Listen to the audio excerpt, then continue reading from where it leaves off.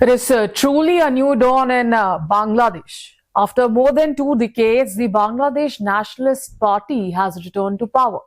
The February 12 general elections have reshaped the country's political future, marking a major turning point in South Asian politics. Let's break down everything you need to know.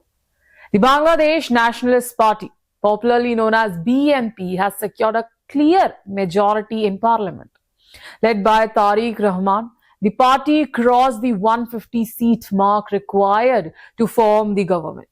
According to local broadcasters, BNP won around 212 seats, a comfortable and empathetic win. This is the first time since 2001 that BNP has formed the government. After 20 long years out of power, the party has staged a dramatic comeback.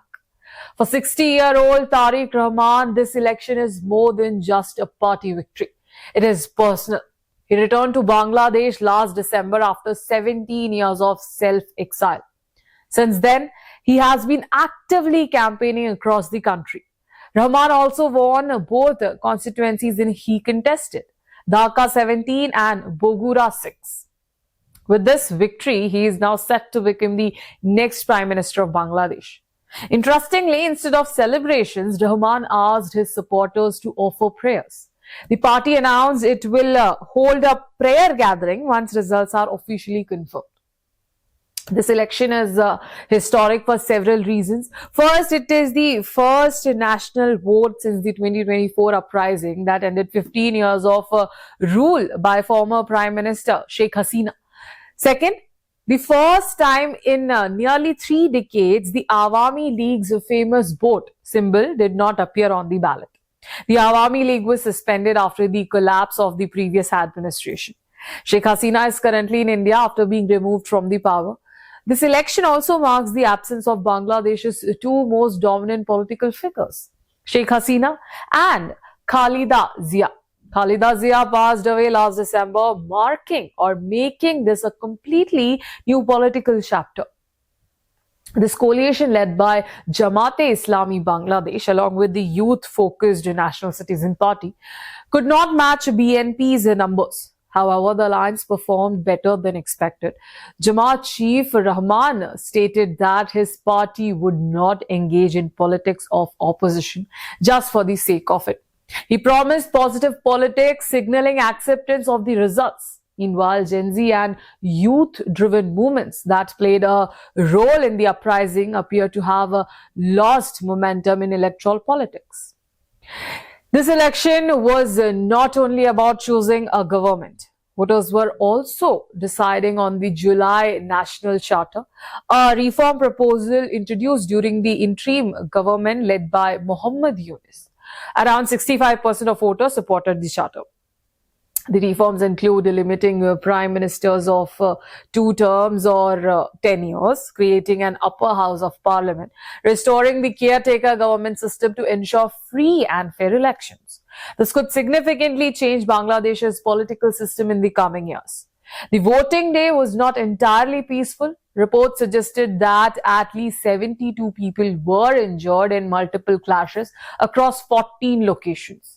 Some political parties have also alleged manipulation in vote counting. Others have questioned the overall integrity of the election. Despite these concerns, the interim administration is set to step down after 18 months in charge. On polling day, Muhammad Yunus described the election as the birthday of a new Bangladesh. Sheikh Hasina has strongly criticized the elections, calling them deceptive. She demanded that the results be cancelled. She claimed voter turnout was low and polling stations were largely empty. She called for the resignation of Muhammad Yunus. Her remarks show that political tensions are far from over. The global response has been quick. The United States congratulated Tariq Rahman and BNP for what it called a historic victory in the 13th general election. From India, Prime Minister Narendra Modi extended warm congratulations to Rahman. Modi said the victory reflects the trust of the Bangladeshi people and assured continued support for a democratic and inclusive Bangladesh. He also expressed hope for strengthening bilateral relations. Relations between India and Bangladesh had remained stable during Sheikh Hasina's rule. Her government focused on trade cooperation, border security, water sharing agreements. However, ties experienced some strain during the interim period under Yunus. There were concerns about border security, illegal migration, rise in anti-Hindu incidents. With the BNP returning to power, India remembers its previous 2001 to 2006 rule, a period associated with cross-border insurgents and the Chittagong arms smuggling case. However, Tariq Rahman has promised a reset in ties. He has assured continued counter-terror cooperation, protection of Hindu minorities, efforts to resolve the Testa water sharing issue. At the same time, Rahman's Bangladesh First doctrine suggests a more independent foreign policy approach. As the final results are confirmed, BNP will officially form the government. The interim administration led by Muhammad Yunus will step aside. Bangladesh now enters a new political era without the dominance of the two Begums who shaped its politics for decades. The key question now are, will BNP bring stability? Will reforms under the National Charter reshape governance?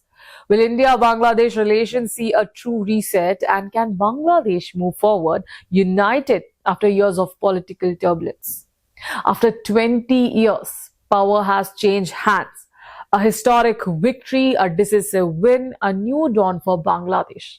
The world will now watch how this chapter unfolds.